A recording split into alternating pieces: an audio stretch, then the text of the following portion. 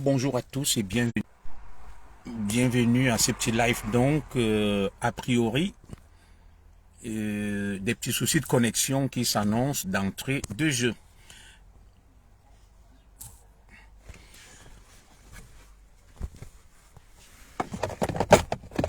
Excusez-moi, je suis en train de planter le décor.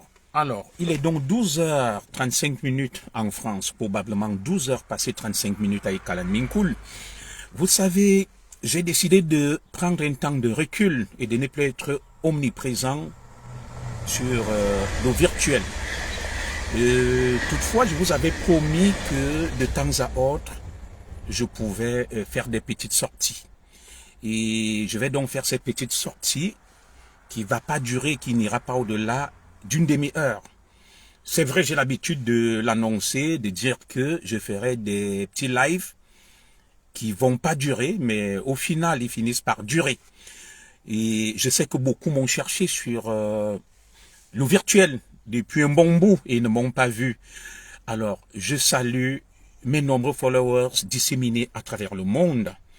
J'ai fait une petite vidéo ludique l'autre jour pour vous rassurer que tout allait bien. Et le lendemain, j'avais promis faire une sortie puisque j'ai été interpellé par bon nombre de mes compatriotes sur l'affaire dite des routes, je crois, des seigneurs, les routes des seigneurs après les routes des chefferies.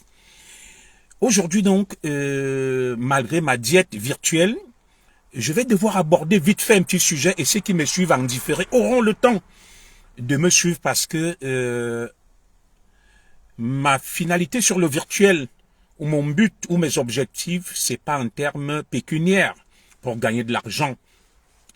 Je suis un lanceur d'alerte et j'ai vécu des choses, des situations qui m'ont obligé à avoir, n'est-ce pas, une certaine sensibilité pour des causes et certaines causes, et même des causes certaines. Et c'est pour ça qu'aujourd'hui, je suis obligé à nouveau de rompre avec ce silence que je me suis imposé. Des fois, il faut pouvoir prendre de la distance, de la hauteur. Ça s'appelle la 16. La 16 dont parlait la monade. Les philosophes le comprennent très bien. Donc, il faut des fois se retirer un peu de la société mondaine, observer de loin pour pouvoir se faire une autre idée peut-être. Des fois, on estime qu'on est dans l'erreur, on a mal apprécié, on a mal jugé. Très bien. Je vais donc vous prier de partager. Pour ceux qui le peuvent, c'est direct. Je vais aborder 3 sujets et avant 13 heures, je serai parti. Parce que je dois prendre le service à 16 heures. Et vous savez, c'est mon gagne-pain. C'est ce qui me nourrit, c'est mon gagne-pain. Je vais aborder le sujet dramatique, ou tout au moins ce genre de sujet que je n'affectionne pas. Vous avez suivi le décès d'une compatriote, une mort tragique d'une compatriote vivant en France. Et je tiens d'abord à m'excuser auprès de sa famille pour pouvoir aborder cette thématique-là. Et je profite de l'occasion pour adresser déjà mes condoléances à la famille éprouvée parce que nous sommes des humains. Et chaque fois qu'un être humain comme nous perd la vie tragiquement, la mort est certes un événement naturel. Mais lorsqu'on perd la vie de manière tragique, et nous, les lanceurs d'alerte, ce que j'appelle un peu les lanternes de la société, cela ne peut pas passer inaperçu. Donc, j'aborderai vite fait, illico presto subito, 3 sujets. Bonjour à tous qui se connectent là, ma grande sœur Marie-Thérèse Perret, ma fidèle des fidèles Marc Mbengue Nkumu, et bien d'autres qui sont là. J'aborderai 3 sujets en tant que lanterne de la société et lanceur d'alerte. 1.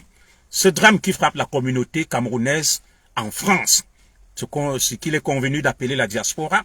Et de 2, j'aborderai la question, n'est-ce pas, des routes de la forêt, ou tout au moins des routes des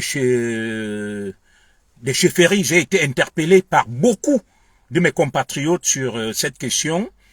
Lucia Ekosono, tu vas bien? Merci, bonjour. Et le dernier sujet sera bien évidemment la réconciliation entre la FECAFOOT et le MINCEP. Alors, très rapidement, nous allons rentrer dans le vif du sujet, mais avant cela, je vais faire une petite entrée en matière, un petit chapeau. Mon silence sur les réseaux sociaux n'est point de la crainte ou de la peur. C'est parce qu'il y a beaucoup de brouhaha. C'est tout un melting pot sur les réseaux sociaux, un mélange de tout, un assemblage, un agrégat, un conglomérat, un ramassis, à la limite, excusez-moi d'aligner ces expressions, d'individus, de personnes, sans foi ni loi, qui ont trouvé en ce moyen virtuel, Facebook, TikTok et autres, un haut lieu pour se défouler, ce qu'on appelle un défouloir, un exutoire, un haut lieu de règlement de compte de la bêtise. Et au final, ce que beaucoup prennent comme un jeu, comme une blague, finit par se retourner contre nous. De plus en plus, nous notons des drames sur les réseaux sociaux. Beaucoup sont là pour amuser la galerie, pour rigoler, pour faire du show, et d'autres même qui recherchent des vues pour monétiser leur page. Mais sachons garder raison. Les réseaux sociaux sont très dangereux. Les réseaux sociaux, à travers les réseaux sociaux, on peut vous repérer et vous régler des comptes. Je vais donc aborder très rapidement la première thématique, la mort tragique de notre compatriote que je viens d'apprendre via toujours les réseaux sociaux. Je viens de voir sur des sites à potins, à scandale, ou tout au moins des espaces virtuels qui recherchent des vues afin de monétiser leur page. J'ai appris, comme tout le monde, le décès tragique d'une compatriote dont je vais taire le nom. On parle, n'est-ce pas, d'une résidente du côté d'Aubervilliers, qui est une proche banlieue parisienne. Elle est morte donc de manière tragique et j'ai une coupure du Parisien et qui parle, n'est-ce pas, de cette mort tragique. Et j'ai parcouru les réseaux sociaux, chacun y va, n'est-ce pas, de ses commentaires et à sa manière. Alors, ce drame, s'il en était encore besoin, en appelle à nos consciences. D'un, les réseaux sociaux ne sont pas un jeu, ils sont hyper dangereux. À travers la coupure que j'ai eue du Parisien qui parle de ce drame, qui dit que une Camerounaise de la diaspora en France a été retrouvée morte chez elle, nue. J'ai la coupure du Parisien, je sais pas, c'est pas de la diffamation, étranglée. Et certains espaces virtuels à scandale essayent, n'est-ce pas, de relayer cette information de manière sensationnelle, sans pudeur, sans respect. Et moi, je ne vais pas rentrer dans ces détails. Je suis une lanterne. Je suis un lanceur d'alerte. Ce drame en appelle à nos consciences parce que, comme j'aime le dire, sur les réseaux sociaux et surtout dans l'espace virtuel camerounais TikTok et Facebook, j'ai toujours appelé votre attention sur un certain nombre d'individus, des femmes, des hommes, des papas, des mamans, des enfants, qui se font passer pour des parangons de la réussite, pour des modèles de la réussite, des milliardaires. Ils vantent leurs biens, leurs richesses. Vous savez, Madame Zogo, je l'ai déposée là où elle travaille. À 6h30, elle devait commencer à 7h, elle rentrera chez elle à 20h. Moi, je vais commencer là. À 15h, je rentrerai à 23h chez moi.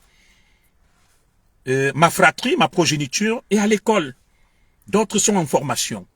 Alors, vous ne verrez jamais où les Camerounais gagnent leur vie. Ils sont sur Facebook, sur TikTok à longueur de journée. Ils vantent leur richesse, ils vantent leur grandeur, ils vantent leurs biens. Au pays, ils ont des immeubles, ils ont ceci. Je ne profite pas de ce drame, je ne suis pas cynique. Je ne suis pas cynique. Alors, posez-leur une question. Que faites-vous dans la vie? Que faites-vous dans la vie? Comment gagnez-vous votre vie? Ils ne te le diront jamais. Nous sommes tous collectivement responsables de ce genre de drame qui se multiplient. Tout simplement parce que le paraître, le m'as-tu vu, nous avons érigé en héros sur les réseaux sociaux des paresseux, des feignants, à la limite même des flibustiers, des gens à la moralité douteuse, qui sont des héros, affublés de grands titres et de grands noms. Ils sont sur Facebook, TikTok à longueur de journée. Ils exhibent leur pseudo-richesse, leur bonheur, leur bien-être, et que sais-je encore.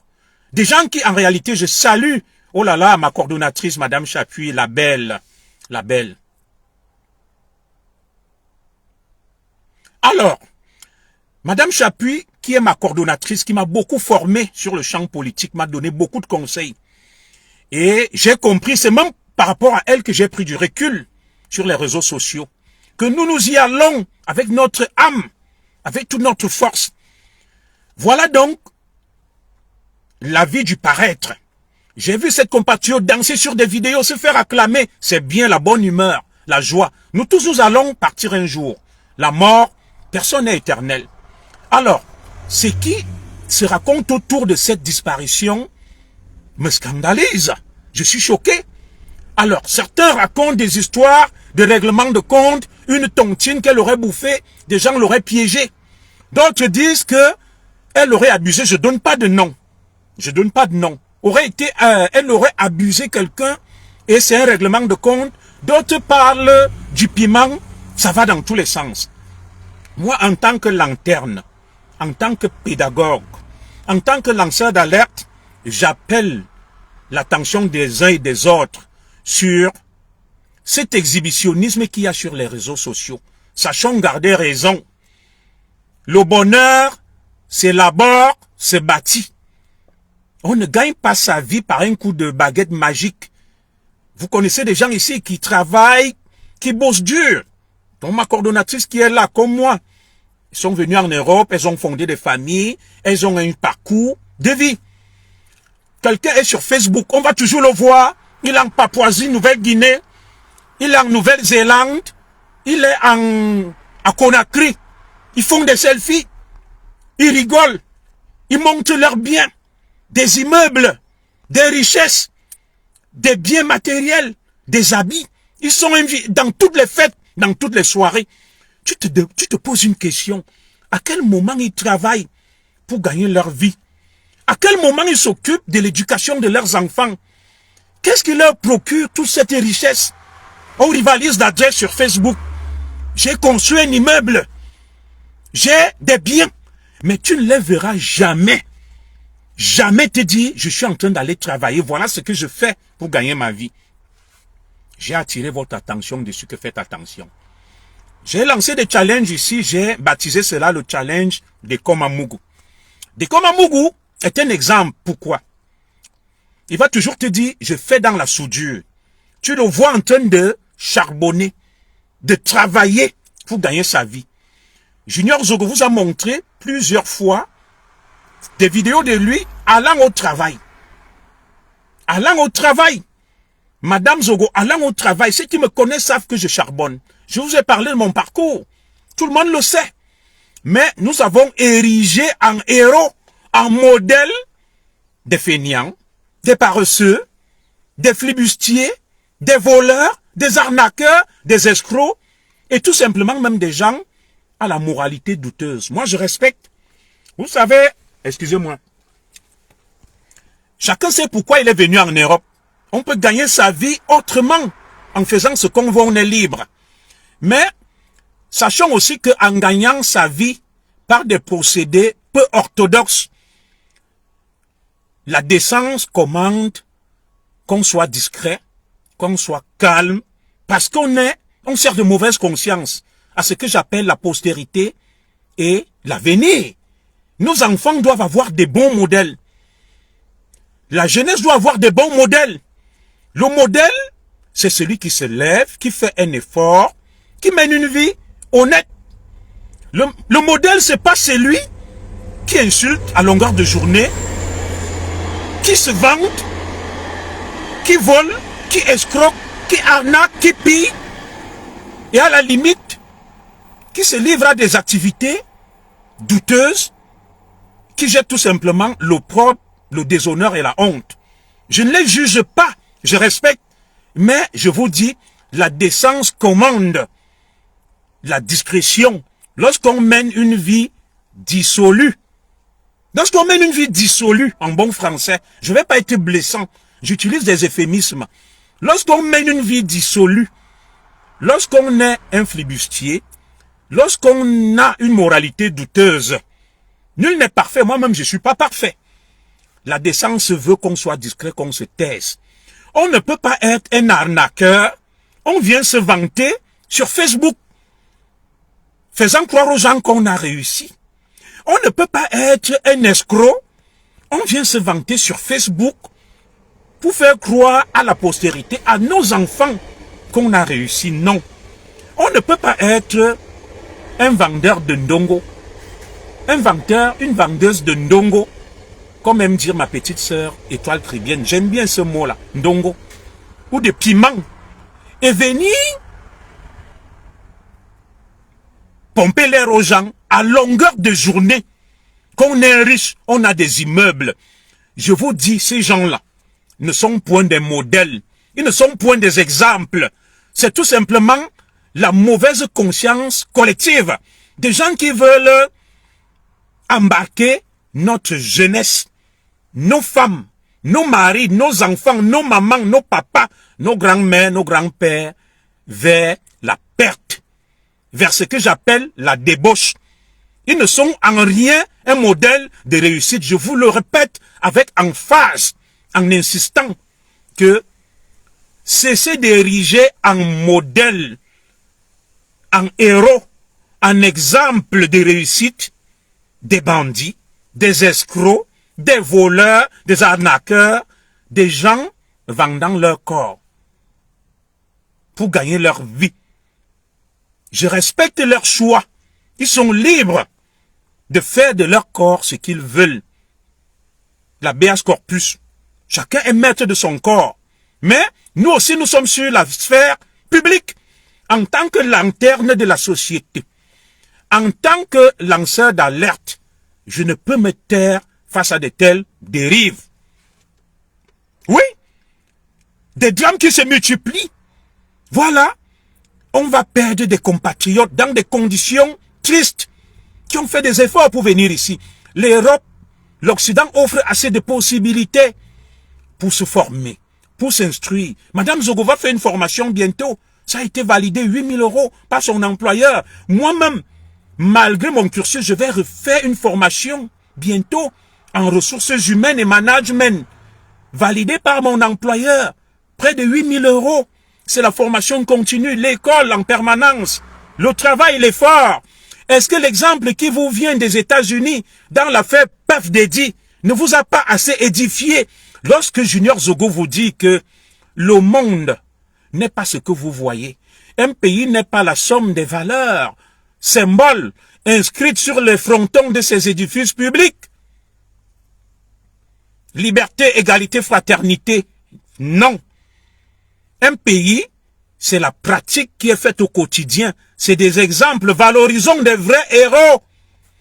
Des enfants qui vont à l'école, qui deviennent des médecins, des ingénieurs, des hauts fonctionnaires. Valorisons des hommes d'affaires, des entrepreneurs qui réussissent au prix, n'est-ce pas, de l'intelligence et de leurs efforts. Ne valorisons pas la pacotille. Ne valorisons pas la racaille. Mais nous respectons les choix des uns et des autres. Chaque jour, vous allez voir des gens afficher un luxe ostentatoire derrière la souffrance, la misère, des selfies, des voyages. Ils sont invités dans toutes les soirées, ils vont partout. Ils donnent de l'argent, mais jamais on les a vus trimer, charbonner et travailler. Nous avons tous une responsabilité dans ces drames. Dans ce que j'appelle, n'est-ce pas, cette société perverse et corrompue. Nous avons tous une responsabilité collective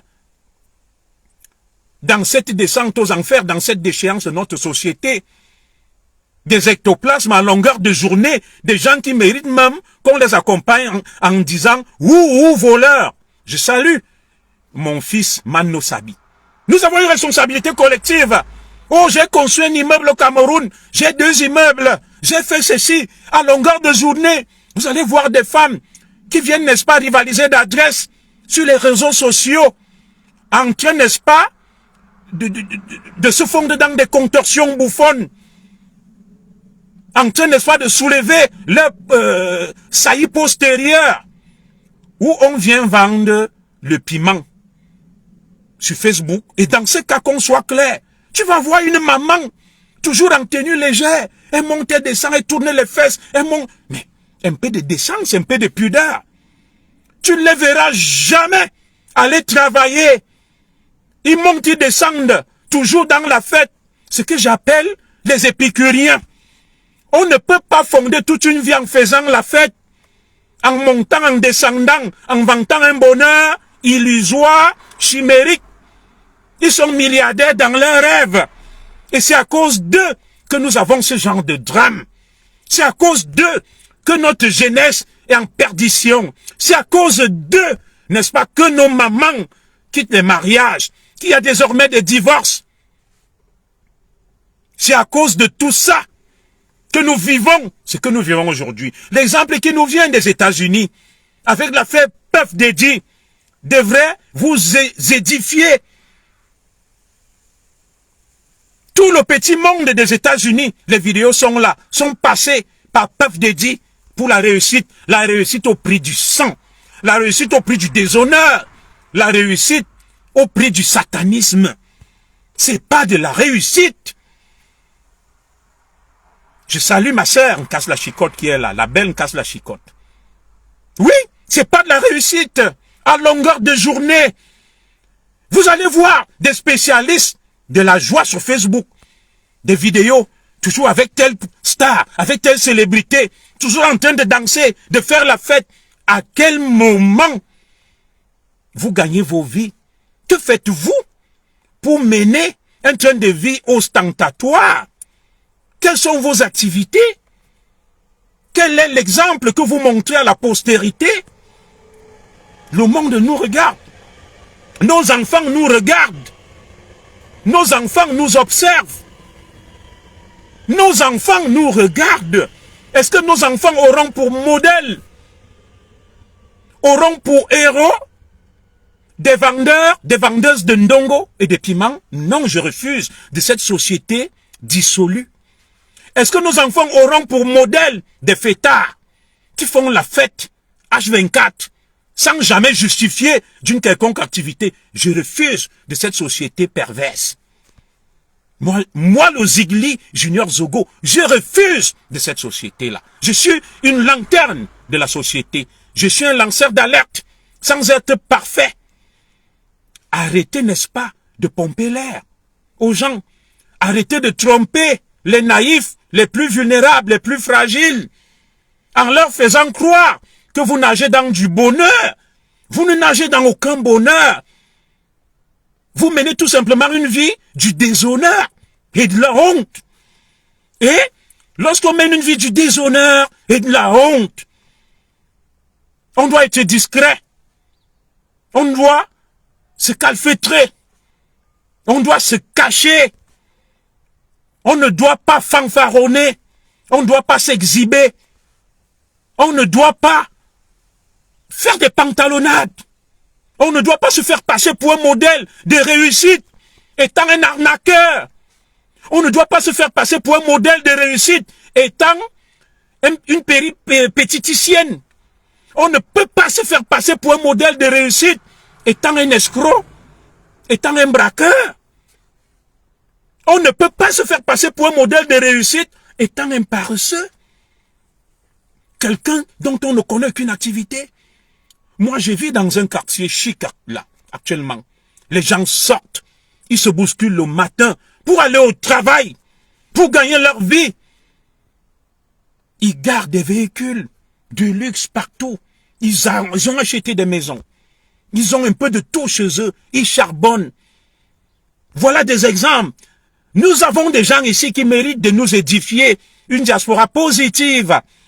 Des jeunes médecins, des ingénieurs, des chercheurs, des entrepreneurs, des hommes d'affaires, des étudiants qui peuvent servir de boussole à cette société désorientée.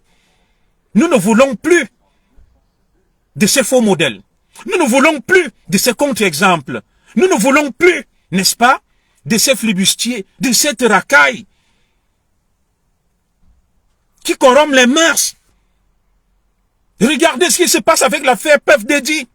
Un faux succès. Puff Daddy, il a carrément embastillé toute la petite, tout le petit monde de Hollywood. Toutes les stars sont passées à la trappe. Aujourd'hui, c'est la honte. Les vidéos sortent. Des gens qui se livrent à toutes sortes de débauches, de déshonneurs pour atteindre les cimes, pour atteindre l'Himalaya. À quel prix? Nous avons donc ce genre de drame que nous déplorons. Et nous sommes solidaires avec la famille éprouvée. Nous ne nous réjouissons pas des malheurs des autres. Non. En tant que boussole et lanterne, c'est une occasion pour nous pour en appeler à la conscience collective que des morts comme celle-là, on devrait les éviter. Vous allez voir, pour continuer à vendre le rêve, l'illusion. Vous qui allez dans les tontines, des gens cotisent les 3 000 euros, 4 000 euros le mois. Ils n'ont aucune activité. Ne soyez donc pas surpris que quand tu bénéficies de la tontine, qui te tendent un guet-apens, parce qu'ils savent que tu as pris 20 000 euros, parce qu'ils ont besoin de l'argent facile. Ils ont besoin de cet argent pour continuer à vivre dans l'illusion, le rêve, et faire croire aux naïfs que ils ont réussi, ils ont beaucoup d'argent. Non, ils n'ont pas réussi. C'est un échec. Ils utilisent de la manipulation, des masses de conscience pour vous faire croire qu'ils ont réussi. La réussite, ce n'est point. L'argent ne parle pas. L'argent ne parle pas. Et on doit pouvoir justifier son train de vie. Même lorsque je faisais droit fiscal, on appelait ça, on s'appuie sur ton train de vie pour te taxer. Oui, monsieur, tu as beaucoup d'argent. Tu as des immeubles. Oui, madame, tu as beaucoup d'argent. Tu as des immeubles. Mais que fais-tu pour gagner ta vie? Et lorsque tu ne peux pas justifier ton train de vie, tu es considéré tout simplement comme étant un criminel. C'est de l'argent sale que tu essaies de recycler. Et pour rien au monde, tu ne dois te faire passer pour un exemple, un modèle. Non, je refuse de cette société dévoyée. Je refuse de cette société dévoyée-là. J'ai pas dit que vous n'avez pas le choix de faire ce que vous voulez.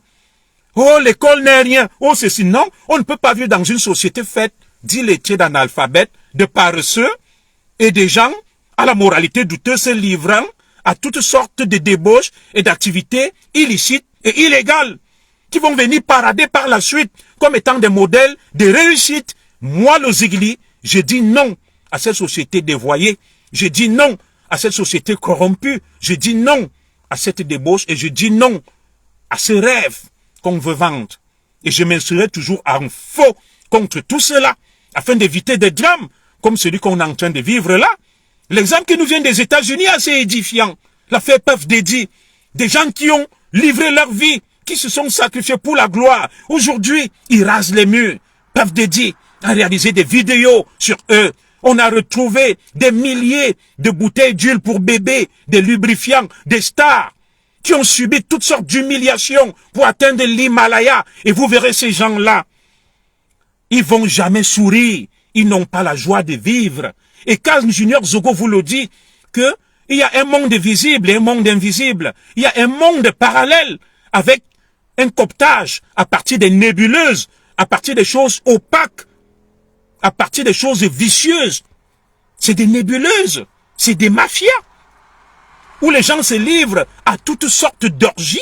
Vous avez vu cela? Et c'est tout simplement l'horreur, le déshonneur. Ces gens qu'on vante à longueur de journée.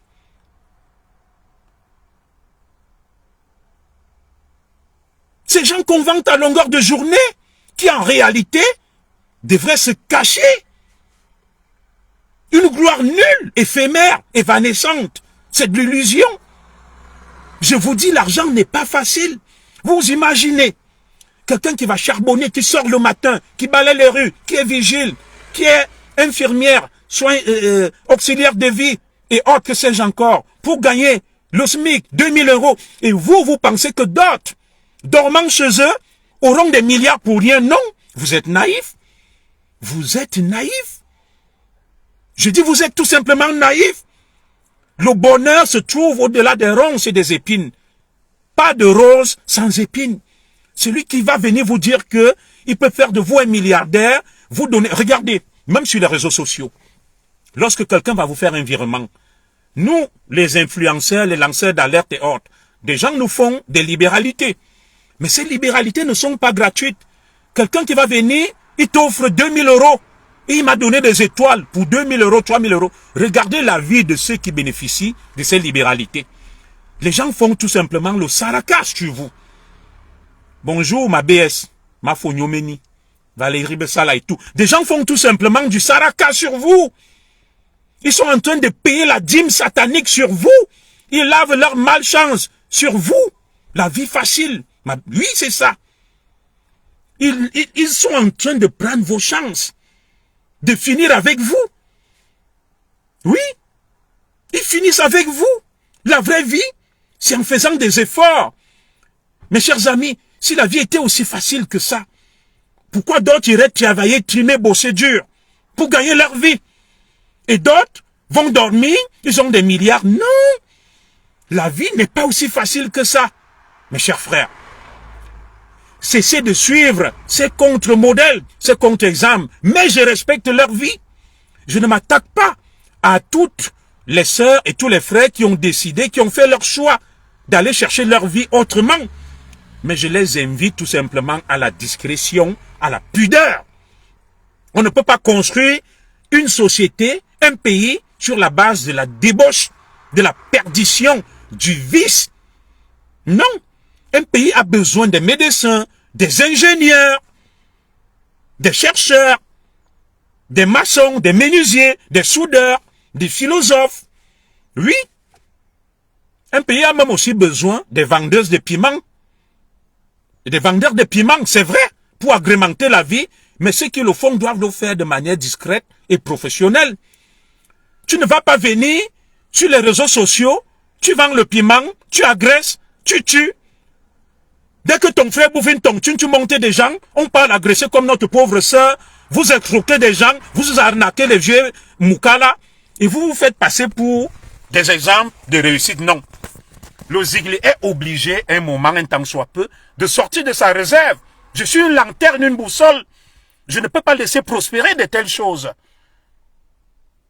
Non, mes chers compatriotes, cessez d'aduler ces ectoplasmes-là. Cessez d'aduler ces loups sous une forme d'agneau qui ont vendu leur vie, qui n'ont rien à gagner, rien à perdre, et qui veulent entraîner vos femmes, vos maris, vos enfants, vos papas, vos mamans. Tu es chez toi, ta femme commence à te dire, il y a telle femme, on lui a acheté un immeuble. Oh, il y a telle femme, elle a construit. Non, ne suivez pas ces contre-modèles. Ne suivez pas ces contre-exemples. Et moi, je ne peux me taire face à ça. Parce que je suis une boussole, une lanterne, sans être parfait. Je dois décrier, dénoncer avec véhémence et avec énergie, vitalité, pugnacité, ce genre de dérive dans notre société parce que nous ne voulons pas perdre nos enfants. Nous ne voulons pas perdre nos femmes. Nous ne voulons pas perdre nos mamans, nos papas, que vous désorientez avec le faux bonheur. Je dis non. Je dis non. Ça doit cesser et s'arrêter. Ces gens doivent tout simplement être exposés et dénoncés. Lorsque quelqu'un vient vous vanter sa vie sur Facebook, dites-lui que Tara, maman, papa, maman, je respecte. Je ne suis pas jaloux, mais comment toi tu fais pour avoir tout ça? Tu lui poses cette question. Oui, vous ne pouvez pas voir quelqu'un qui fait la fête le matin, à midi, à minuit, mais qui ne travaille jamais, mais qui vante ses biens. Ça veut dire qu'il fait dans des trucs illicites. Et c'est des gens qui doivent être dénoncés, ceux qui s'exposent. Parce que j'en connais beaucoup qui sont discrets, ils mènent leur vie. Personne ne viendra les chercher. En venant vous exposer et chercher à entraîner le plus grand nombre possible. Si vous avez fait votre choix d'être des vendeurs, des vendeuses de ndongo, de vendre vos vies, vivre heureux et mourir jeune, d'aller arnaquer, extorquer de l'argent aux gens, c'est votre choix. Vivez votre petite vie, mais ne venez pas entraîner le reste. Pour leur faire croire que vous avez réussi, vous allez me trouver sur votre chemin. Vous allez me trouver sur votre chemin. Je serai toujours là pour vous dire non. Vends ton piment, arnaque, escroc, faites tout ce qu'on appelle activité au noir. Sois discret. Ne viens pas jouer les héros, les modèles de réussite. Je vais te dire non, tu n'as pas réussi. Ici, les gens qui font le trafic de la drogue et tout, la police les traque. Ce sont des délinquants. C'est la criminalité noire. Ce sont des délinquants. Donc, vous n'êtes pas des exemples. Vous n'êtes pas des modèles de réussite. Vous êtes des délinquants. Vous êtes des voyous. Vous êtes des criminels. Quelqu'un qui va tendre un guet-apens à son compatriote qui a bouffé une tontine. Comment l'agresseur a su que vous aviez de l'argent sur vous? C'est les mêmes qui sont avec vous dans cette tontine, qui vous vendent le rêve, qui vous font croire qu'ils ont beaucoup d'argent alors qu'ils n'ont rien. Oui, le bandit vit de quoi? Du mal. Pour entretenir son train de vie. Et vous allez toujours dire, oh, il est bon, il est riche, il a ceci. Vous les affublez de tous les titres. Le véritable titre de ces gens, c'est qu'ils sont des bandits, des voyous, des criminels. Le bandit n'est pas seulement son André. Le bandit n'est pas seulement le braqueur. Le bandit est aussi celui qui, dans l'ombre, mène des activités illicites, illégales et dangereuses pour la société. Et celui qui sert de contre-exemple, de contre-modèle. Au point où tu as l'enfant à la maison, il ne veut plus aller à l'école pour devenir médecin, ingénieur, que sais-je, menuisier, architecte. Il veut te dire, je vais être comme tel. Je vais être influenceur pour gagner beaucoup d'argent. Je veux être comme tel. Il se cache derrière ce doux euphémisme, influenceur, lanceur d'alerte, personnalité publique. Vous n'êtes aucune personnalité publique. Vous n'êtes aucune personnalité publique. Vous êtes des voyous, des criminels, des bandits de grand chemin. C'est comme ça qu'il faut vous qualifier. Et nos enfants doivent savoir que celui qui vient se vanter là, c'est un bandit. Il gagne sa vie en vendant son corps. C'est un métier sale. L'autre là, c'est un arnaqueur. L'autre là fait le tcha-tcha. L'autre là fait dans le trafic des cartes bleues. Vous devez normalement être exposé. Et dire la vérité. Moi, je ne vais plus vous laisser. Parce qu'il faut limiter des drames. En France, où on vit ici, là. Si tu viens, tu dis, je vais acheter une maison, tu ne travailles pas. On ne va pas te vendre la maison. C'est pour ça que beaucoup vivent ici. Ils ne peuvent pas. Ceux qui vivent en Europe, en Occident, savent que tu te présentes auprès d'un vendeur. D'ailleurs, des transactions en espèces, en numéraire sont interdites au-delà d'un certain montant. Tu viens, tu dis, j'achète une maison cash 1 million d'euros. Non, tu seras traqué par la brigade financière. On va te demander, qu'est-ce que tu fais dans la vie pour acheter cette maison? Qu'est-ce que tu fais dans la vie pour avoir ça? Ils viennent vous pomper l'air sur Facebook. En dansant, en secouant leur vieux corps là, que l'incassa ont déjà bien travaillé et traité. Que j'ai des immeubles, j'ai des ceci, j'ai des voitures. Ils sortent, ils boivent les Dom Pérignon, les ruinards, avec l'argent sale. Arrêtez ça. Vite, vite, vite. Allez vous cacher. Si tu ne me montres pas où tu travailles, ce que tu fais pour gagner ta vie, cesse de venir te vanter sur les réseaux sociaux, que tu as une belle vie, tu as réussi, tu as fait ceci. Non, tu n'as pas réussi. Tu fais dans du sale. Et il faut vous dire la vérité. Voilà. Et maintenant, on va aborder le deuxième sujet. Beaucoup m'ont interpellé que, un petit commissaire Zogo, Azigli, est-ce que tu vois vraiment ce que nos frères Ngalafis nous font là? Ils sont allés là-bas, ils ont monté un projet dans la francophonie, ils appellent ça le chemin des seigneurs de la forêt, le chemin des chefferies. Ils vont engranger des milliards et ils engagent la culture Ekan sans associer des Ekans. Ma famille Ekan, écoutez-moi, je vous avais dit ceci. vous allez voir des enfants de la forêt. Je ne vais pas parler des écans. À longueur de journée, ils sont sur la Fecafoot, Samuel Eto'o, Mouele. Ils s'habillent comme Eto'o. Ils se revendiquent comme Églésiens, d'autres comme Ibou. Mais très bien. Si nous sommes là incapables de défendre notre patrimoine culturel, notre richesse, nous préférons nous consacrer à des choses inutiles. Et vous allez reprocher aux autres, n'est-ce pas, d'avoir pris les devants et de chercher de l'argent. Et maintenant, quand ils ont fini de monter des projets, vous venez pleurer. Combien de fois j'ai interpellé la conscience collective des enfants de la forêt que nous sommes en train de nous détruire à petit feu. Moi, je ne rentre pas dans ce genre de jeu. Si mes compatriotes bamileke ont mené une belle affaire auprès de la francophonie pour gagner des milliards en vantant notre culture, ils ne nous ont pas empêchés de le faire.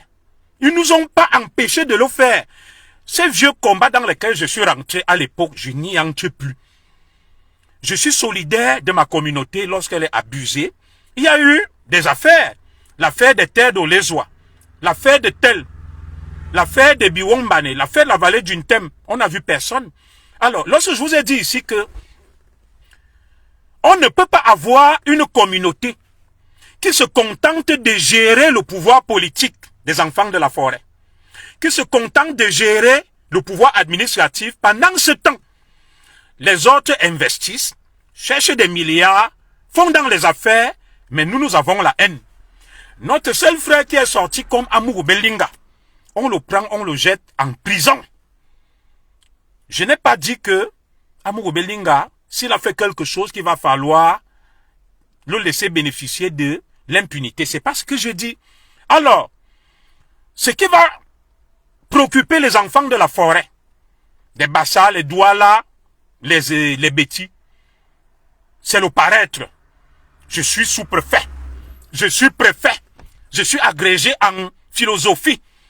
Et à Bofozoukoulaboui, pendant ce temps, les autres investissent, cherchent l'argent, contrôlent des secteurs clés et névralgiques. Nous sommes toujours dans les pleurs. J'ai vu des exemples ici. 2 exemples. Mamiton, paix à son âme. Et notre frère Aïdjo Mamadou, paix aussi à son âme.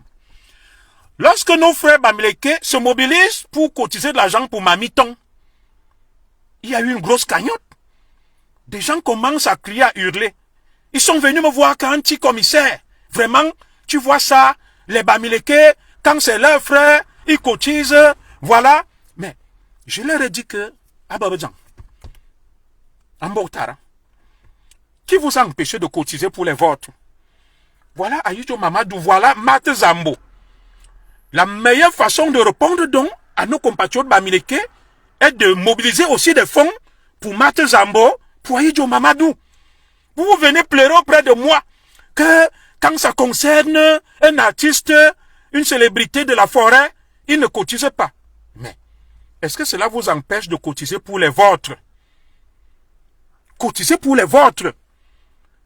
Me voici ici là. On m'a enlevé où j'étais. Oh, il n'y a eu aucun écran qui s'est mobilisé. Nous bouffons les nôtres. Nous mangeons les nôtres. Nous les détruisons. Mais quand les autres nous démontrent ce qu'on appelle la solidarité, le progrès, le dynamisme, nous commençons à pleurer. Pourquoi on doit pleurer? Si mes compatriotes Bamileke ont monté un projet auprès de la francophonie, ils ne prennent pas l'argent des Camerounais. C'est l'argent mis à la disposition du Cameroun pour monter des projets. Nous aussi, nous montons des projets pour vendre notre culture. Et allons demander de l'argent et faisons profiter à nos communautés. Alors, lorsque vous voyez nos chefs traditionnels, ils n'ont rien, ils ont faim. Je vous ai dit, et je le répète, l'erreur stratégique des enfants de la forêt, des écangs, des bêtis, si je ne vous le dis pas, je ne vous aime pas. C'est quoi? Voilà Guylaine Chapuis qui m'a soutenu. C'est notre belle-sœur. Elle est Bamoun. Elle a été avec moi. J'ai organisé une marche à Paris. Elle est venue. les Ekans, enfants de la forêt même, ont combattu. J'ai été soutenu par des Bassal, les Ahmed Kamer, les VP, les Guilaine et autres. Oui, certains Ekans sont venus. Le plus grand ennemi même de l'Ekan, c'est l'Ekan. Nos frères Bamileke ne nous empêchent pas de monter des projets, d'être solidaires. Ne venez pas m'appeler que tu as vu ça, tu as vu ça. Lorsqu'un Ekan se plaint ici, là, qu'il a des problèmes, combien d'Ekans se lèvent? J'ai lancé des quêtes ici. Et donc, les enfants de Sami, la cagnotte a donné à peine.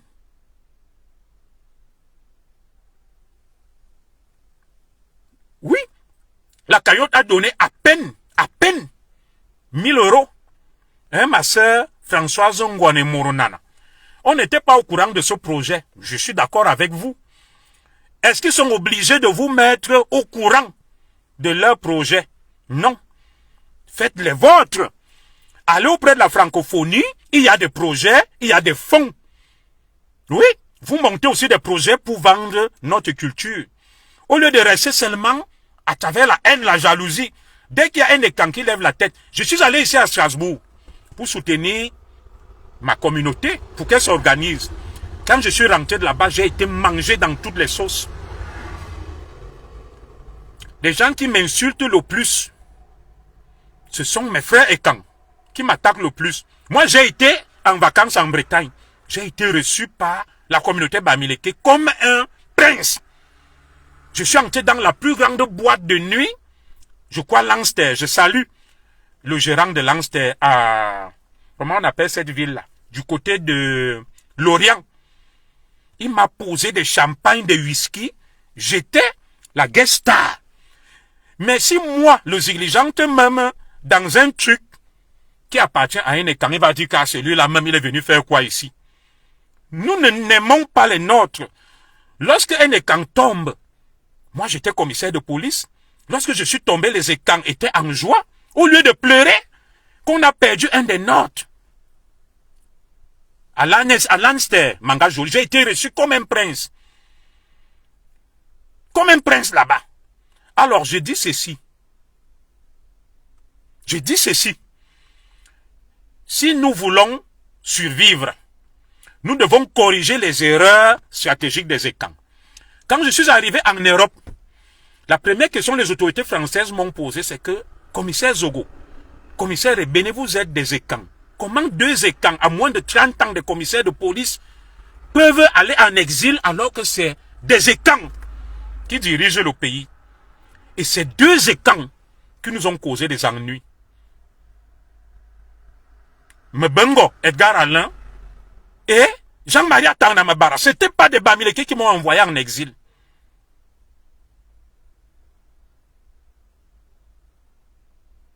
Ce n'étaient pas des Bamileke qui m'ont envoyé en exil.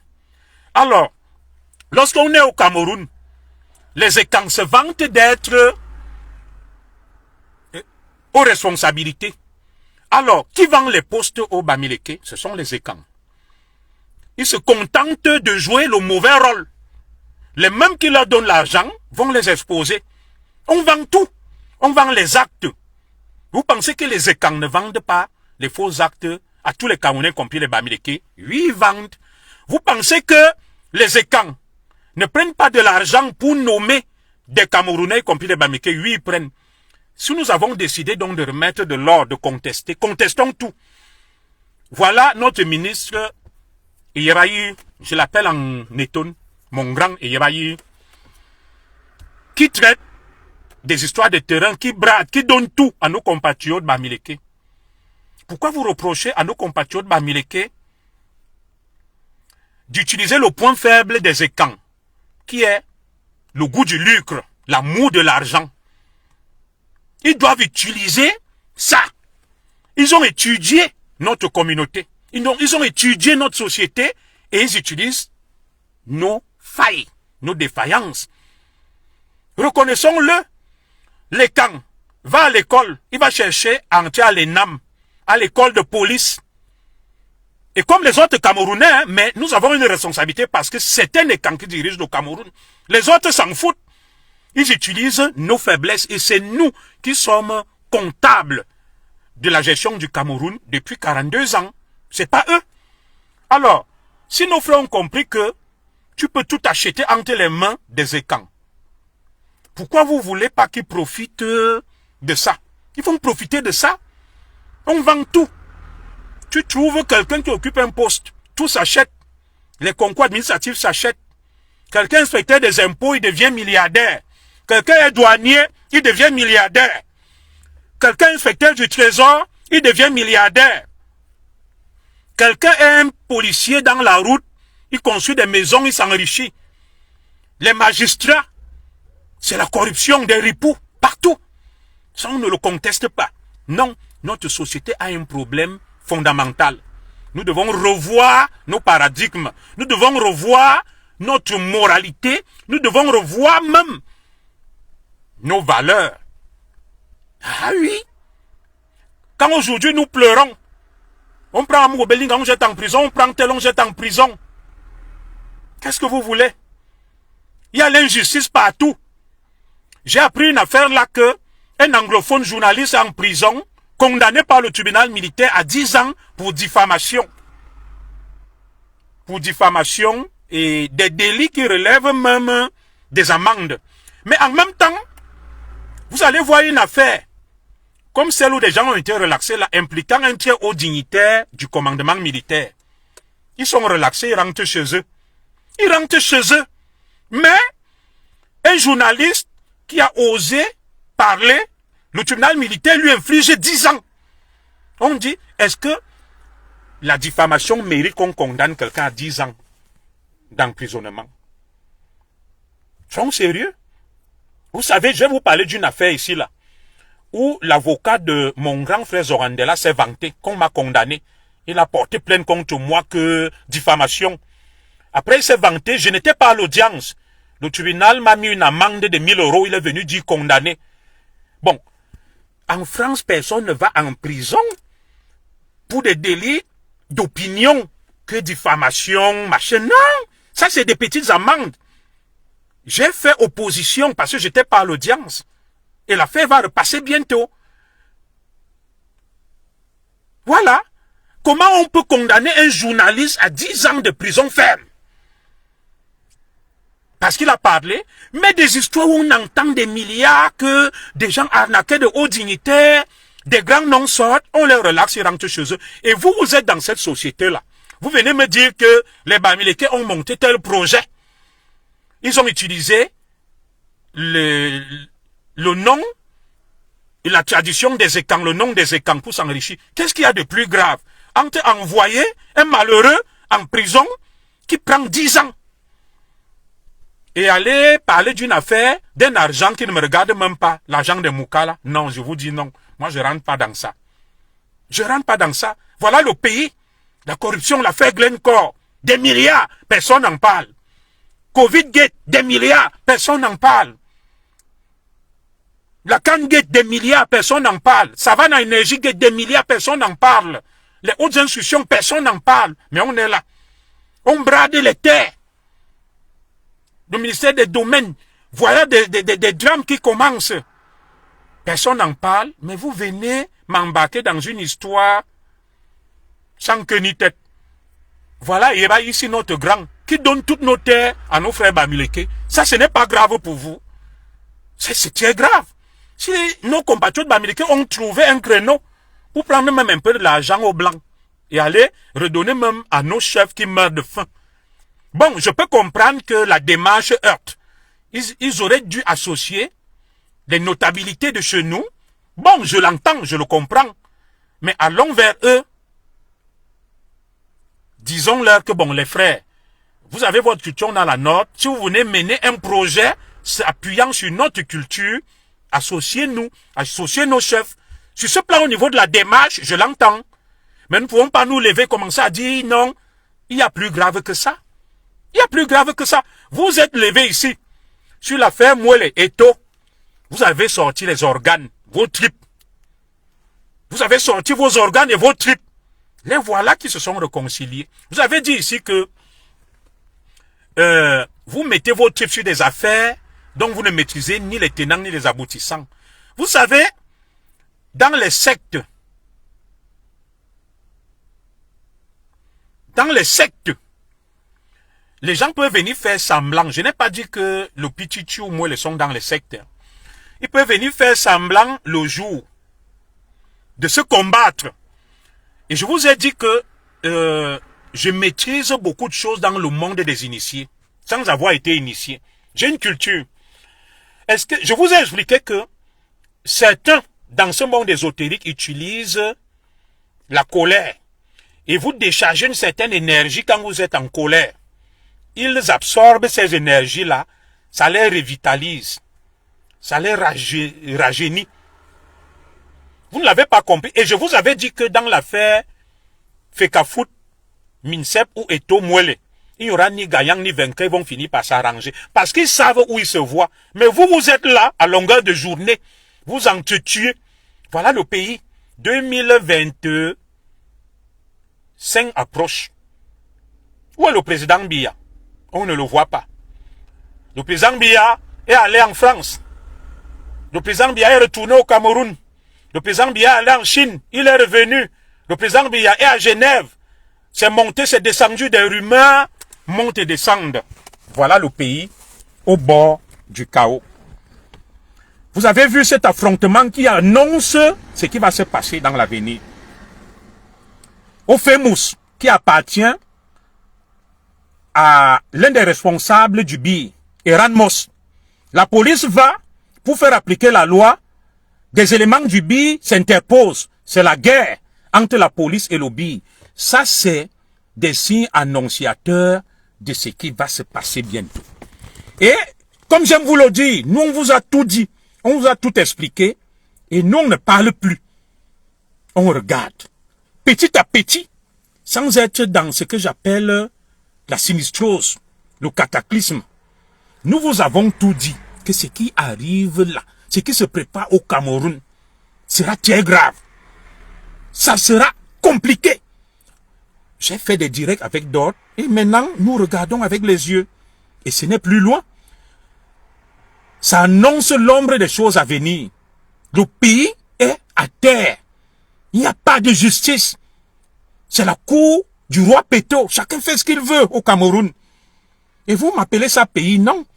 L'exemple qui nous vient des États-Unis, de P. Diddy, vous démontre que les Illuminati, ces gens-là, sont dans des nébuleuses, ils se retrouvent la nuit, ils se livrent à toutes sortes d'orgies. Qui pouvait imaginer que P. Diddy organisait des virées orgiaques avec toutes les célébrités du monde, du showbiz, du cinéma, de la politique, du sport, qui fument la drogue. Ils se livrent même, ils niassent les enfants, ils se niassent entre eux, ils se livrent à toutes sortes de débauches et d'orgies, et pas n'importe quel nom. Ça fait froid au dos, ça hérisse le poil, l'affaire P. Diddy. Et qui vous a donc dit que ceux qui sont au Cameroun en sont épargnés? Le monde fonctionne en vase clos. Je vous ai dit l'argent, le vrai argent. Pour qu'on te le donne en des quantités inestimables, il faut que tu fasses des sacrifices. Sinon, certains n'iraient pas se tuer à la tâche et aller charbonner pour gagner le SMIC, tandis que d'autres dorment chez eux en range des milliards. Vous devez comprendre, sauf à être naïf. Pour atteindre les cimes, les sommets, il faut faire des sacrifices.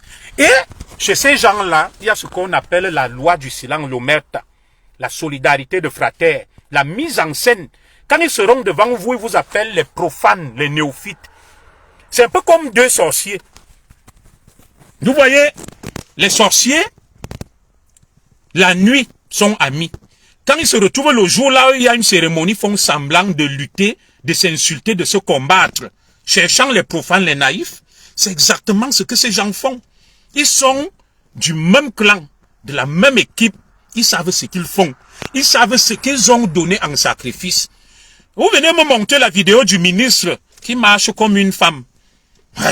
C'est vous que ça surprend. Le monde ne fait que de ça. Si les peuples dédits ont transformé en tapettes des célébrités, à plus forte raison des petites personnalités au Cameroun, qui représentent quoi? On vous donne des grands noms, les Michael Jackson, les Rihanna et autres. Le nom même du grand Obama sort. Non, mais ça devrait vous amener à comprendre beaucoup de choses. Vous êtes naïfs. Ils ont leur monde, leur vie. Ils imposent leurs lois. Ils imposent le silence, le meurtre, la solidarité de frères. Maintenant, ils viennent faire la mise en scène. Oui, c'est pour ça que vous voyez au tribunal militaire, le tribunal militaire va condamner des innocents, des faibles. Mais quand l'ordre vient, dans leur nébuleuse où ils sont, que là, vous ne faites rien, ils vont rien faire. C'est une justice à géométrie variable aux ordres des nébuleuses, aux ordres, n'est-ce pas, des cercles noirs et vicieux. Et moi, Junior Zogo, je refuse de manger de ce pain. Si j'ai dit non, j'en suis arrivé là aujourd'hui, c'est parce que j'ai refusé de manger de ce pain. Et maintenant, si vous voulez les suivre bêtement, libre à vous, mais je vous dis, tout ce qui se gagne sur le dos du diable se dépense sur son ventre.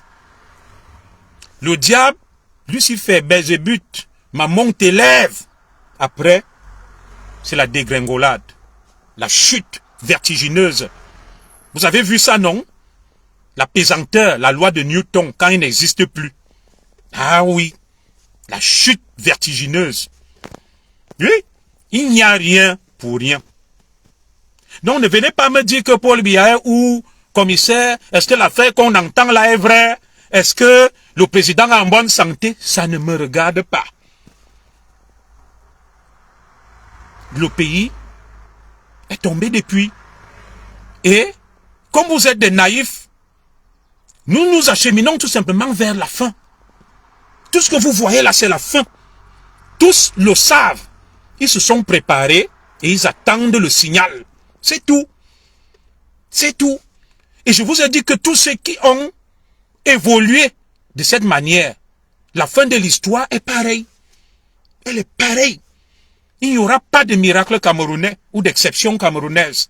On ne peut pas gérer un pays sur la base du flou, des injustices, des brimades et de toutes sortes de ce que j'appelle incurie et d'incompétence. Des gens inhumains, des gens sans foi ni loi, des gens sans éthique, sans vertu, qui se réjouissent du malheur des autres. Un pays où des bandits, des délinquants, des criminels condamnent des innocents, livrent en pâture des innocents et se font passer pour des patriotes, des super Camerounais. Ce genre de pays ne peut pas prospérer. Je vous ai dit que tant qu'il y aura des Camerounais à l'étranger en exil qui se plaindront des injustices, c'est une espèce de malédiction. Chaque Camerounais qui meurt mécontent de son pays à l'étranger, c'est une malédiction pour le Cameroun.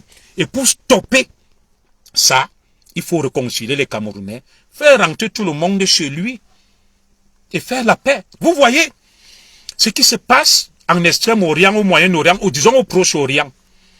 Pour nous les croyants, le peuple de Dieu, factuellement, c'est Israël. Là où Jésus-Christ est né, Bethléem. Quand on vous parle de cette guerre, la Béthanie et tout, lorsqu'on sacrifiait Jésus-Christ, je crois que c'était soit Ponce Pilate, on dit c'est laver les mains, il a demandé, bonjour à toi ma grande sœur Angélique Amougouke, est-ce que vous acceptez qu'on tue cet innocent? Ils ont dit à l'unanimité, oui.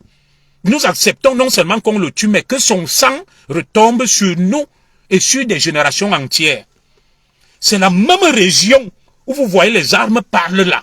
Quand vous entendez Tchahal, l'Iran, le Liban, les zones là, c'est là où on disait les Bethléem, les Tyr, les Frates, le Jourdain, c'est là. C'est cette malédiction-là. Ils ne seront jamais en paix. Parce qu'ils ont versé le sang de leurs, parmi lequel le sang du Messie, du Sauveur de l'humanité. Il n'y aura pas de paix là-bas. Hérode le Grand, merci, Duplex. Hérode, il a dit, vous acceptez vraiment ça? Ils ont dit, on accepte. Que son sang retombe sur nous, nos enfants et nos arrière-petits-enfants, jusqu'à la 25e génération. C'est ça. Donc le Cameroun ne connaîtra jamais la paix, la tranquillité, la prospérité, tant que des enfants du Cameroun seront morts à l'étranger, seront en exil, auront vécu des injustices. La fin sera difficile et tragique.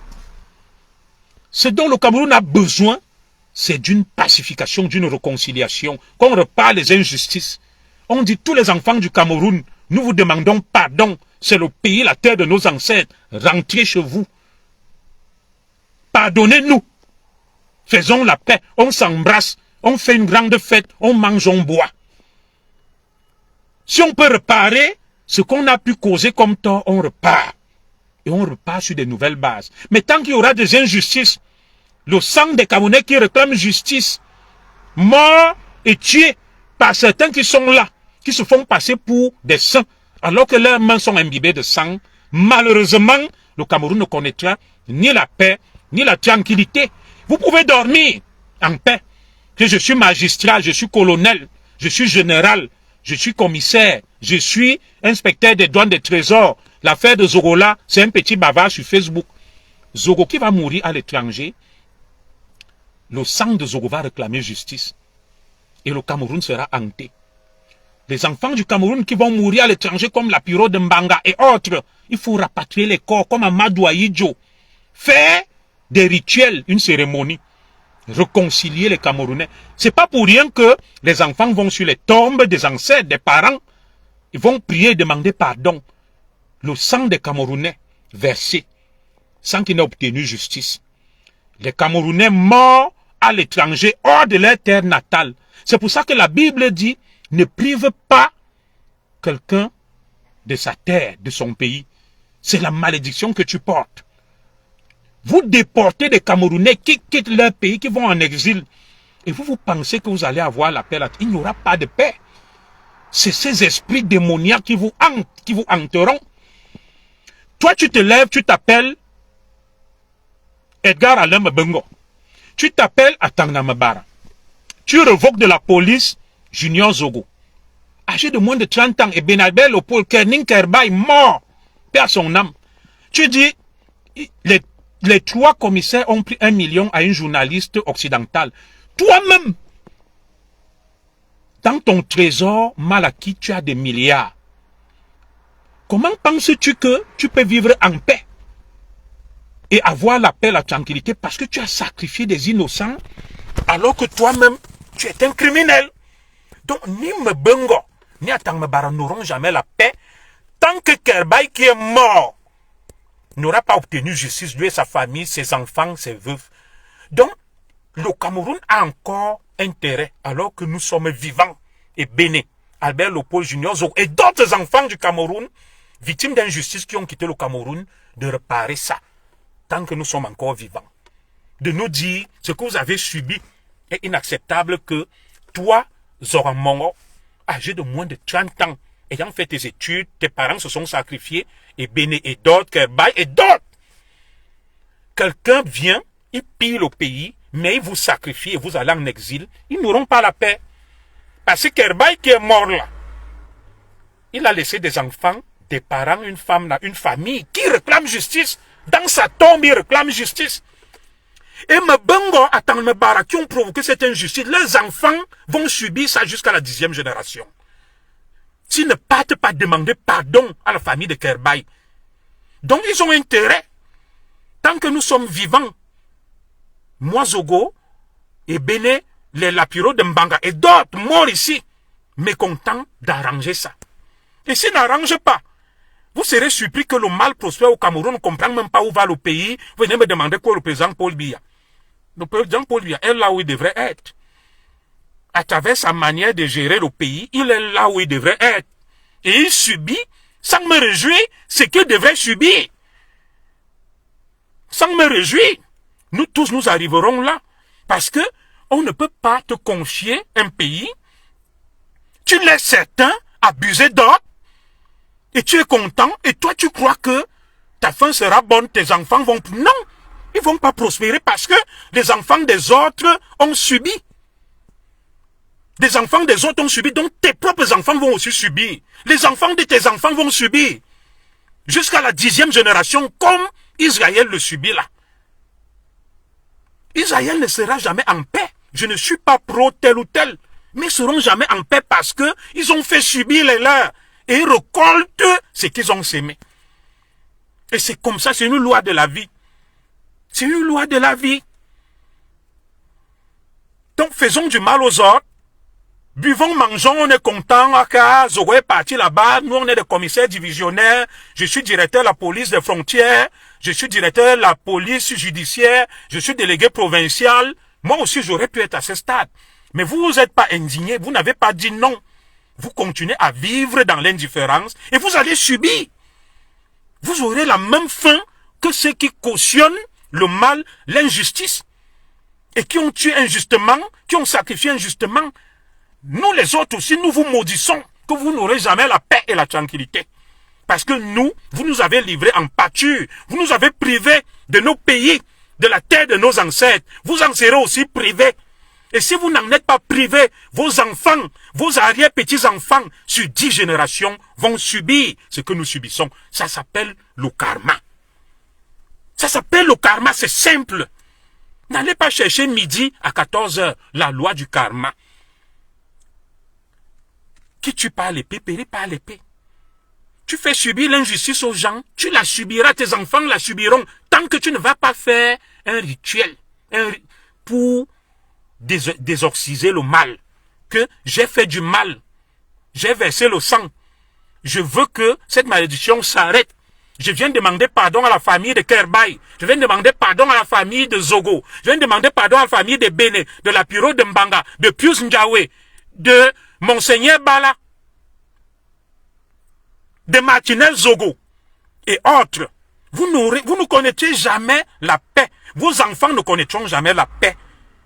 Des générations entières chez vous ne connaîtront jamais la paix et la tranquillité. Vous êtes fiers là que à Zogo, ça fait du mal. Ça fait mal à ma pauvre mère, à mon père, à mes frères et sœurs qui comptaient aussi sur moi, qu'ils avaient un commissaire dans leur famille. Toutes mes classes sont aujourd'hui divisionnaires, aux responsabilités, et ils n'étaient même pas plus méritants que moi à l'école. Ce n'est pas la frustration ou l'aigreur, mais je dis, on ne peut pas se réjouir des injustices, se taire face aux injustices et croire qu'on va avoir la paix. C'est une paix apparente. C'est un bonheur apparent. Et la fin de tous ceux qui cautionnent l'injustice, qui commettent le mal et qui cautionnent le mal, c'est une fin tragique. Et des générations entières de leur descendance, de leur postérité, connaissent une fin tragique. Je vous explique la loi du karma. Posez-vous une question. Pourquoi certains font des accidents, ils meurent, des bébés, ils subissent même des maladies, ils meurent jeunes, c'est le karma. D'autres vieillissent, c'est le karma. D'autres même vieillissent, mais ayant fait du mal dans la souffrance, qui veut même la mort, ils n'arrivent pas à mourir. Donc continuons. On est joyeux, on profite des biens des Camerounais, alors que ce Cameroun appartient à tous les Camerounais. Nos ancêtres se sont sacrifiés pour nous tous. Mais certains se croient propriétaires du Cameroun. Ils connaîtront une triste fin. Donc ne me demandez pas qu'est-ce qui ne va pas. Où est le président Biya? Je souhaite longue vie au président Biya. Je souhaite bonne santé au président Biya. Mais malheureusement, la fin sera celle que tous ceux qui ont fonctionné de cette manière ont connu.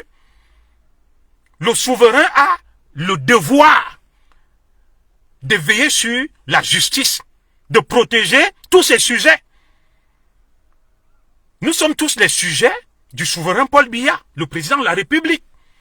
Oui, mais il ne peut pas choisir certains, il les laisse faire et d'autres subissent. Non. Cautionner l'injustice fait de toi un homme injuste. Je suis clair là-dessus. Voilà. Donc, vous qui venez donc me voir que le combat, les Bamileke nous arrachent tout. Ils vont tout arracher. Si c'est le karma que nous, les Bétions, on doit subir, on va le subir. On sera même appelé à vivre en permanence en guerre. Parce que le Cameroun est une mosaïque de plus de 250 ethnies. Pourquoi cette focalisation sur les Bétis? Sur tel? Comme j'aime vous dire, au Cameroun, il n'y a pas que les Bamileke et les Bétis. Il y a plus de 250 communautés. Alors, si ça se passe entre nous deux, ça veut dire que nous devons revoir notre fonctionnement, nos valeurs. Est-ce que nous continuons à promouvoir des valeurs ancestrales liées à la justice, au respect de la vie, au respect des pauvres, à la protection des plus faibles? C'est juste des questionnements. Et moi, j'ai pas de réponse. Si nous cautionnons le mal, nous cautionnons toutes sortes d'injustices, nous sommes pervers et corrompus. Malheureusement, notre civilisation va disparaître. Comme beaucoup de civilisations qui sont appelées à disparaître, d'autres qui ont disparu parce que des gens ont basculé dans le vice, l'horreur, l'immoralité. Nos ancêtres ne nous ont pas dit qu'un homme doit aller avec un homme, une femme avec une femme, ou bien une femme avec un animal, un homme avec un animal, ou bien un papa va niaise des enfants.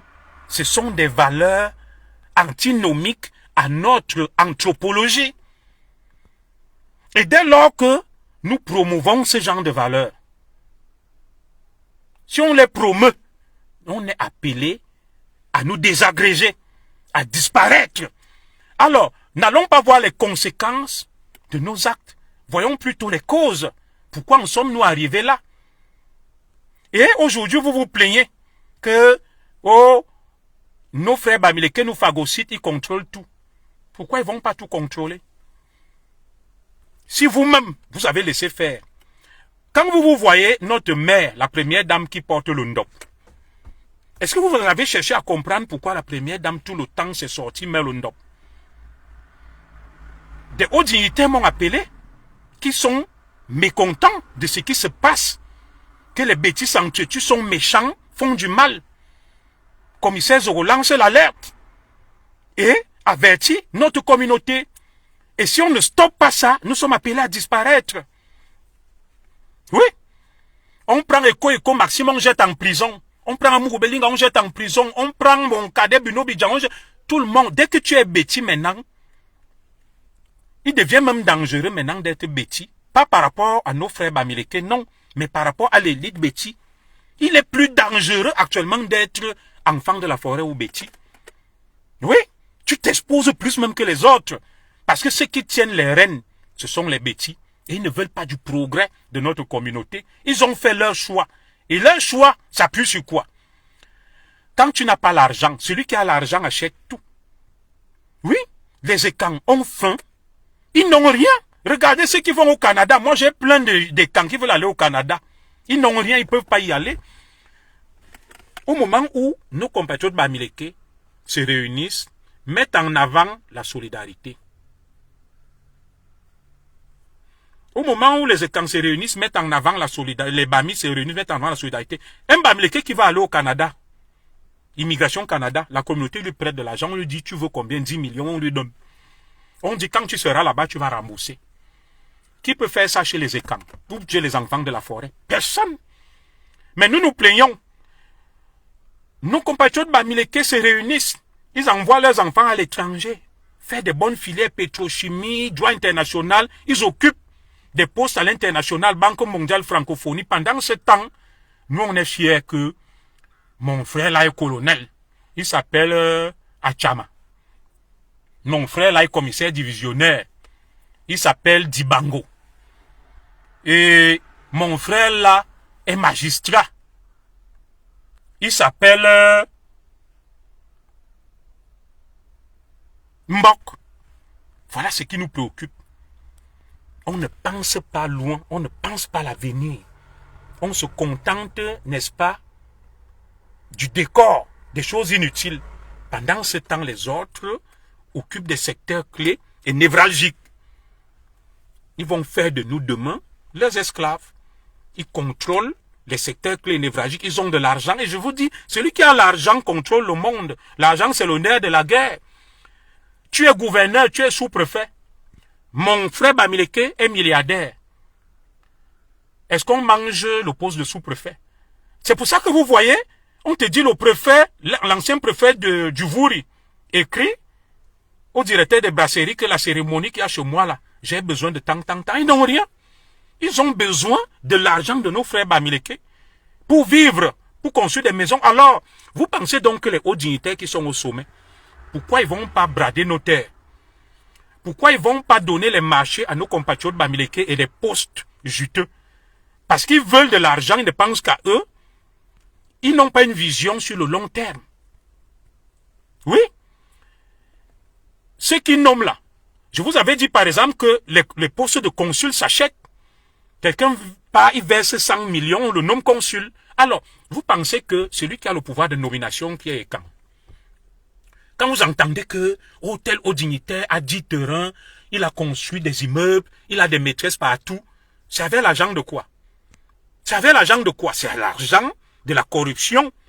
Des gens viennent leur verser de l'argent que nomme-moi à tel poste, ils le nomment, et cette personne va récupérer le capital investi à travers la corruption. Un magistrat qui va verser l'argent pour qu'on le nomme procureur à Douala, du TPI où c'est qu'il y a de l'argent, ou un commissaire qui veut être le commandant du port de Douala ou de Kribi, il verse ses 20 millions. Pourquoi vous attendez qu'il ne soit pas corrompu? C'est une corruption systémique. Elle est systémique. Le pays a besoin de réformes structurelles, du changement de paradigme et de mentalité.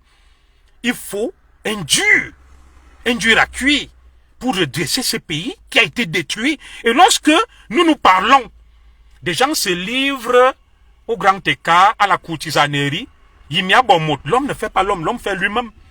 Le peu que j'ai ici, je travaille, ma femme travaille, mes 2 enfants aînés commencent déjà à travailler, je me contente de ça. Nous, on a parlé, vous n'avez pas voulu nous écouter, advienne que pourra.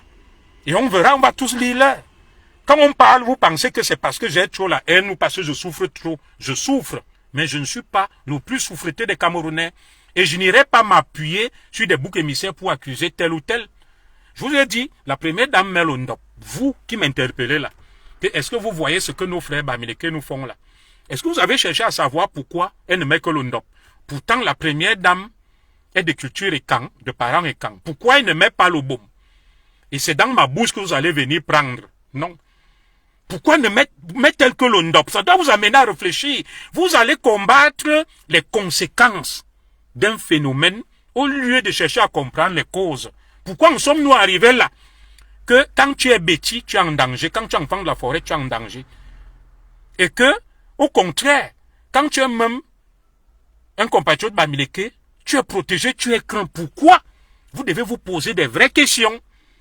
Au lieu d'être émotif, d'être réactionnaire, réfléchissez.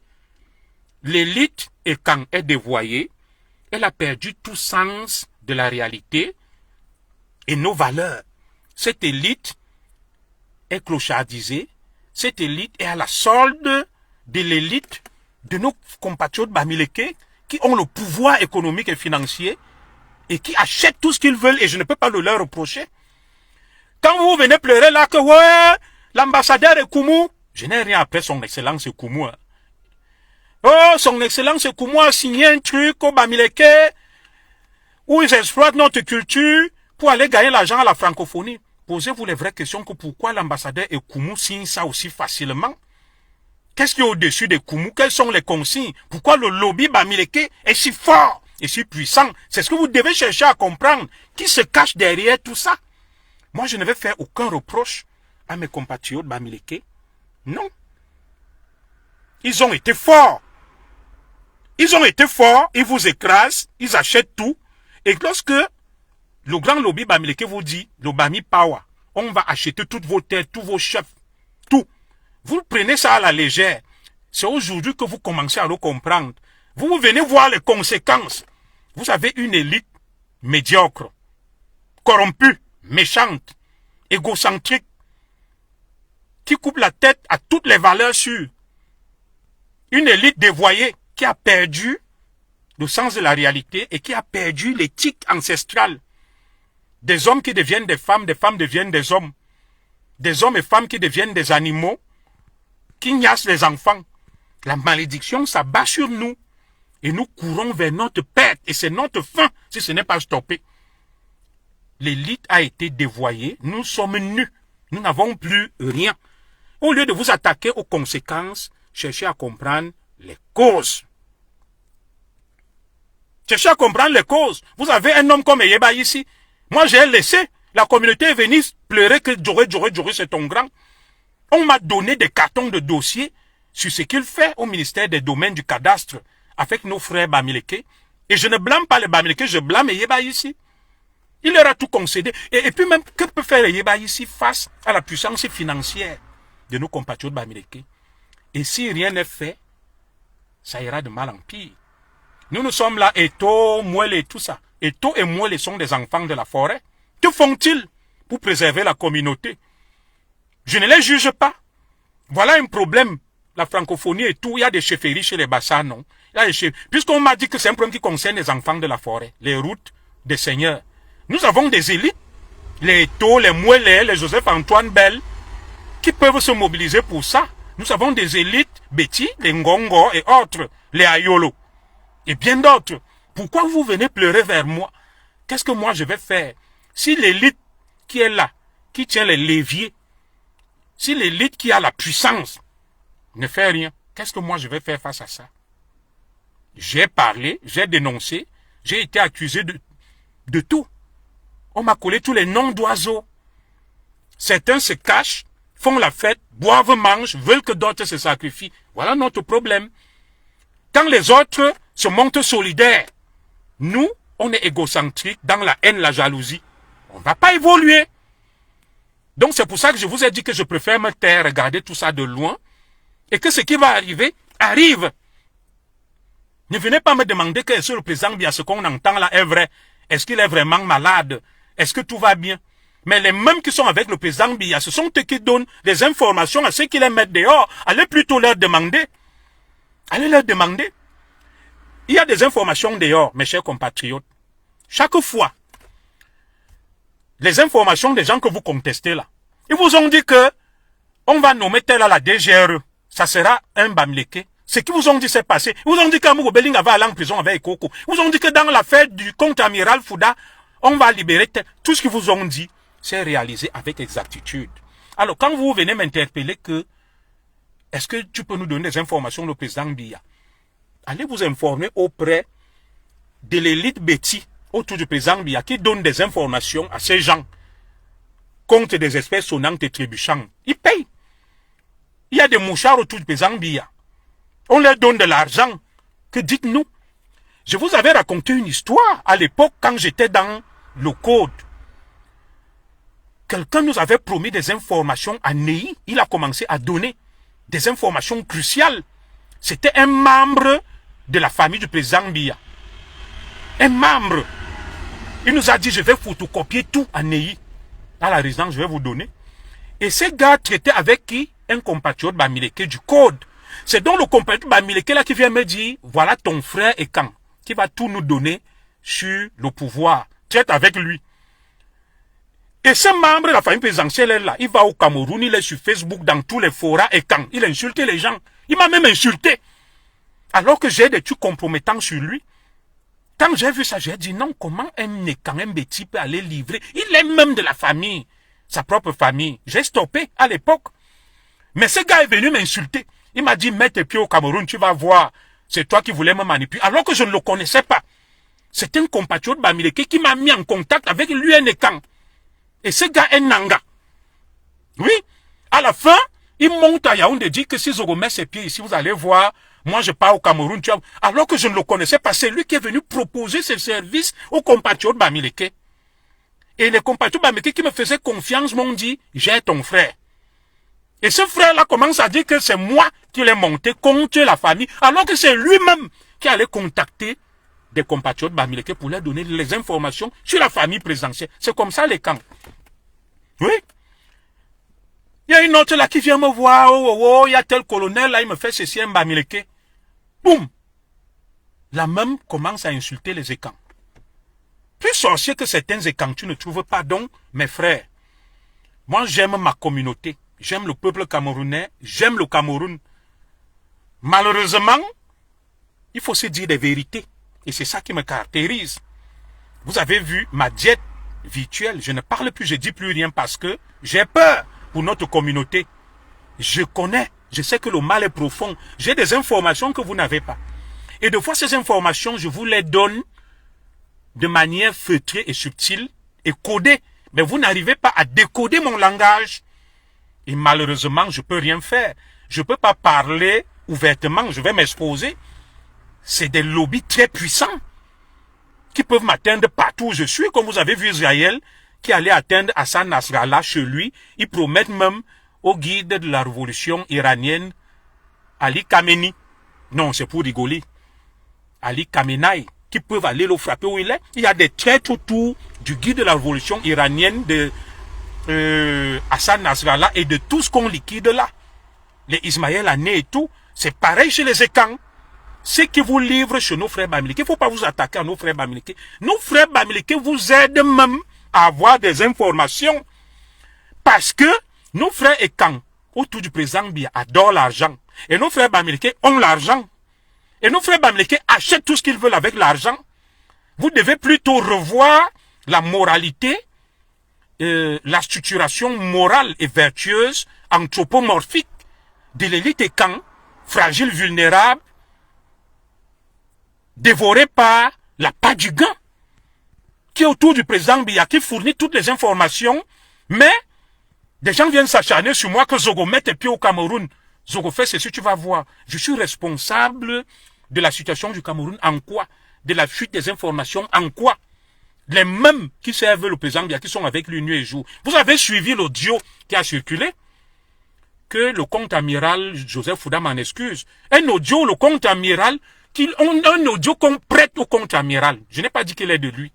Oui, dans cet audio, je respecte beaucoup le contre-amiral Joseph Fouda, mais il y a un audio qui a circulé. Dans cet audio, on vous dit que un homme, si cet audio est de lui, que tout le problème là, c'est que la femme du président fait ceci et le président accepte. Si cet audio est du contre-amiral, un proche collaborateur du président, et qui se retrouve entre les mains de nos frères Bamileke, comment ils ont fait pour l'avoir? Il a été diffusé sur les réseaux sociaux. Ça vous montre le degré de désagrégation du système, la vulnérabilité du système, un système qui ne tient plus que sur un fil.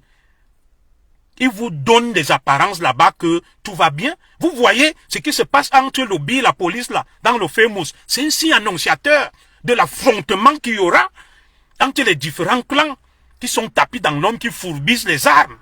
Le pays va à volo. C'est un pays des hypocrites, des menteurs. Personne n'ose dire la vérité. Et vous venez me voir. Mais je peux rien vous dire, je vous ai déjà tout dit.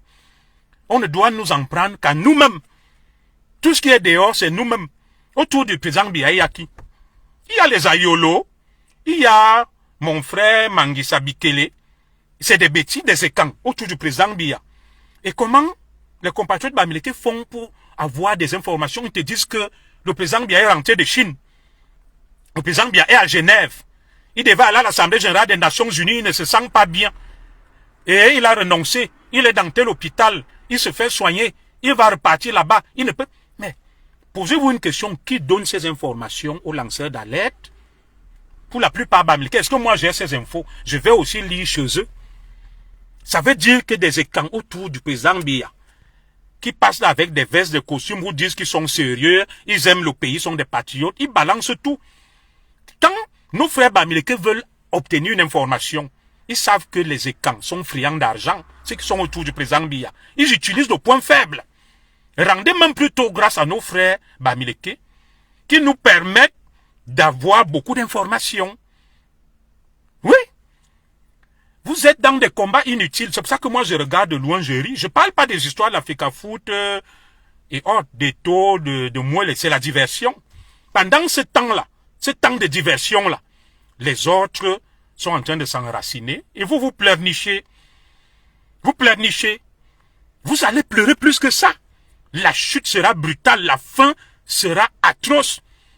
Si nous nous prenons garde, elle sera atroce.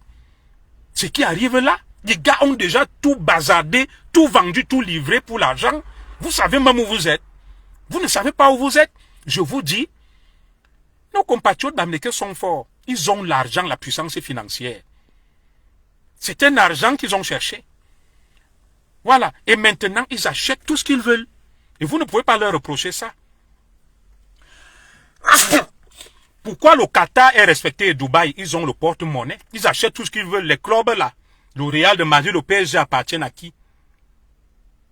Aux puissances pétrolières du Golfe. Celui qui a l'argent a tout ce qu'il veut. Donc si les Bamileke veulent même nos compatriotes Bamileke, je le dis, quand vous dites même que le pouvoir, la succession des Biya, Frank Biya, bon, vos colonels que je vois là et vos généraux là, nos compatriotes Bamileke ont des milliards. S'ils décident même, ils appellent le B, tout le monde. Ils partagent les milliards. Ils disent que faites ceci, faites cela. dès que Biya parle, vous voyez qu'il a, parmi les colonels, les généraux et Kangla, refusé les milliards. Ils sont même déjà encerclés, toutes les infos, les autres ont. Je vous ai dit que pourquoi la première dame met le ndop. Et ça ne vous questionne pas. Quand on a parlé de ça ici, vous avez minimisé. Je ne juge pas la première dame. Hein. Elle est libre de faire ce qu'elle veut. Mais vous l'avez déjà vu avec l'Obom. Jamais. Vous parlez, elle s'en fout. Toutes les copines de la première dame sont presque des Bamileke. Bon, elle a le droit d'avoir ses amis. Vous venez me voir que Ekoumou, notre ambassadeur, son excellence, il a reçu tous les Bamileke de France. Vous avez déjà vu notre ambassadeur, mon grand, que je respecte son excellence, Ekoumou, dit que appelez-moi Zogo, tel nom. Jamais de la vie. Et vous venez donc pleurer chez moi. C'est pas vous qui allez là-bas le 20 mai, vous mangez, vous buvez. Et vous venez accuser Ekoumou chez moi qu'il a signé les trucs au Bamileke. C'est ce que ma femme me disait hier que, mais quand tes frères viennent accuser Ekoumou chez toi, c'est pas eux qui partent danser l'inganga. Chaque 20 mai, à la porte de Dauphine, chez l'ambassadeur, ils font la fête avec lui, boivent, ils mangent. Et ils veulent que tu fasses quoi? Que ça ne te regarde pas. Oui? Les mêmes qui te disent que oui, machin, Zoro, non, on était boire, manger. Pourquoi vous venez accuser son excellence Ekoumou chez moi? Il est votre ami. Son excellence Ekoumou est l'ambassadeur du Cameroun en France. Donc, mon ambassadeur, je suis pas son ami, je suis pas son ennemi. C'est vous qui buvez et mangez avec lui. Et vous venez encore l'accuser chez moi. Moi, je mange pas avec lui, je bois pas avec lui. On n'a pas de problème. Chacun est de son côté, mais il m'a jamais appelé ni invité. Alors que c'est un de mes grands. Vous l'avez déjà vu. Même le commissaire qui est à l'ambassade, le chef des hommes de GRE.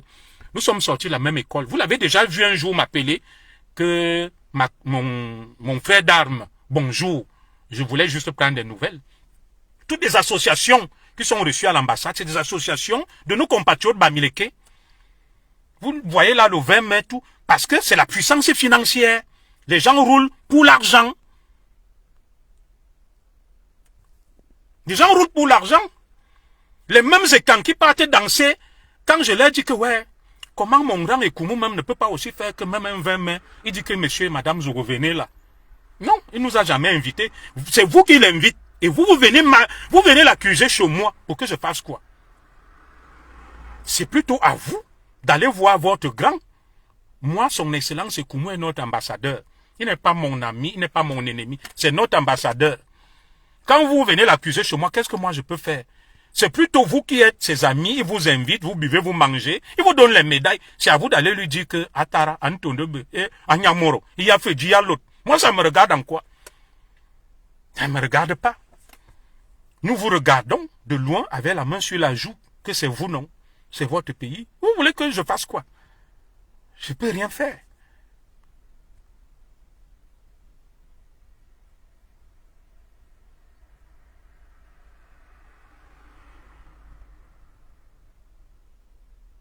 Voilà. Donc, moi, je m'arrête là, mes chers frères. Moi, je m'arrête là. Je vous ai tout dit. De temps à autre, je ferai des petites sorties, respecter ma diète virtuelle, ma prise de distance. Mais chaque fois qu'il y aura un cas que je jugerai assez important, j'interviendrai. Que Dieu bénisse le peuple camerounais, que Dieu bénisse ma communauté Ekan, que Dieu apaise le Cameroun, et nous implorons les mains de nos ancêtres et le grand maître de l'univers pour que sa main d'onction et de bénédiction s'étende sur le Cameroun afin d'éviter le pire à ce pays que nous aimons et que nous adorons. Nous souhaitons que les choses se passent dans la paix, dans l'amour, et que les Camerounais se réconcilient et qu'ils vivent tranquillement. Mais malheureusement, ce n'est pas l'affaire de Zogo ou de tel, c'est l'affaire de nous tous. Soit nous serons tous embarqués, soit nous serons tous sauvés. Voilà le seul message d'espoir que j'ai pu vous porter. Inch'Allah.